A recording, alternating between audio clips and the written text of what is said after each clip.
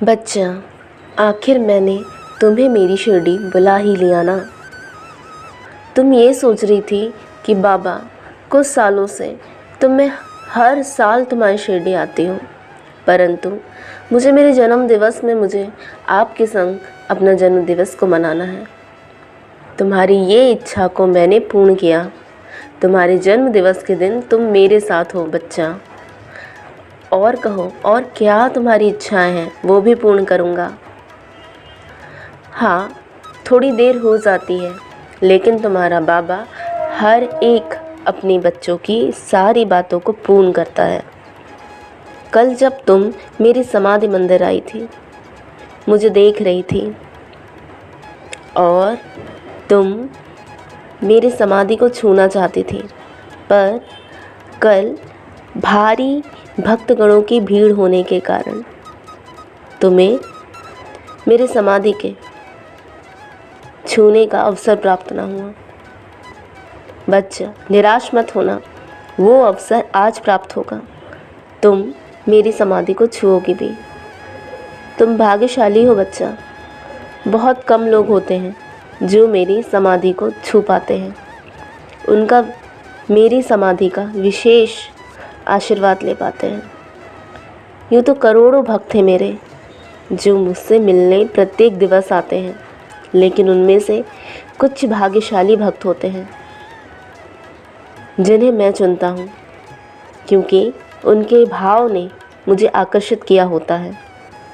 और वह भाव रूपी ही जो अमृत मुझे चढ़ाते हैं, उन्हें मैं अपनी समाधि को आशीर्वाद देकर उनकी इच्छाओं को पूर्ण करता हूँ। बच्चा, कल शाम में जब तुम मेरी द्वारिका माई में बैठी थी, मेरा ध्यान कर रही थी, जब एक श्वान आकर के तुम्हारे पास बैठ गया, जिसे तुमने बहुत प्यार से सहलाया और उसे कुछ खाने को दिया, वो मैं ही था। बच्चा, तुम मेरा ध्यान कर रही थी, साईं साईं साईं, तो तुम्हारा साईं तुम्हारे पास कैसे नहीं आता। तुम्हारा साईं तुम्हारे पास आके बैठ गया था और तुम मुझे सहला रही थी। मुझे बहुत अच्छा लग रहा था। तुम्हारे प्रेम ने मुझे तुम्हारी ओर आकर्षित किया था। और वो जो तुमने मुझे बिस्किट खिलाई थी, जिसे मैंने श्वान के रूप में, कुत्ते के रूप में स्वीकार किया है। बच्चा, मैंने कहा ना, मैं रूप स्वरूप बदल देता हूँ। मैं हर एक जंतु के रूप में भी प्रकट होता हूँ। बच्चा, मैं कुत्ते, सूअर, मक्खी, चींटियाँ या अन्य कोई जीव जंतु हर एक प्राणियों में डोल रहा हूँ। तुम ये चिंता मत करना कि तुम्हारा बाबा तुम्हारे पास आया है कि नहीं आया है। बच्चा, मैं तो सदैव तुम्हारे साथ रहता हूँ, बस रूप बदल लेता हूँ और रूप बदल करके तुम्हारे पास आ जाता हूँ। बस पहचानना तो तुम्हें होता है।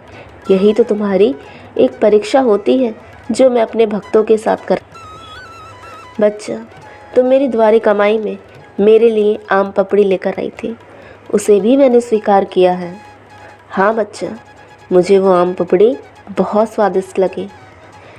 शिरडी में जब मैं देहदारी था, उस समय भी बहुत से भक्तगण हर दिवस मेरे लिए कुछ न कुछ खाने को लेकर आते थे और मैं उन्हें स्वीकार करता था।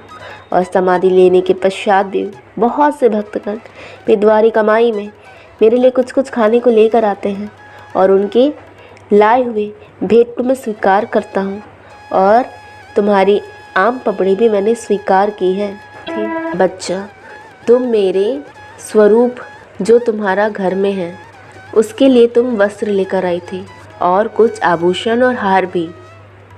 उसे तुम द्वारिका माई में मेरे फ़ोटो के समक्ष चरणों में टच करा रही थी, आशीर्वाद प्राप्त करा रही थी। बच्चा, मैं वहीं था, मैंने तुम्हें आशीर्वाद दिया है, उन वस्त्रों को भी और वो आभूषणों को भी और वो हार को भी। ये ले जा करके तुम अपने घर में जो स्वरूप मेरा रखा है, उन्हें तुम पहना सकती हो। तुम्हारे बाबा उन वस्त्रों को स्वीकार करते हैं। तुम्हारे भाव ही मुझे प्रसन्न करता है, इतना प्यारा भाव। निश्चल भाव जो तुम मेरे प्रति रखती हो। बच्चा, मैं बहुत प्रसन्नचित होता हूँ, बहुत खुश होता हूँ और सदैव तुम्हारे साथ रहूँगा। तुम चिंता मत करना, तुम्हारा बाबा, तुम्हारा साईं सदैव तुम्हारे साथ रहेगा। खुश रहो, तुम्हारी हर इच्छा की पूर्ति होगी। मेरा आशीर्वाद है तुम्हारे साथ।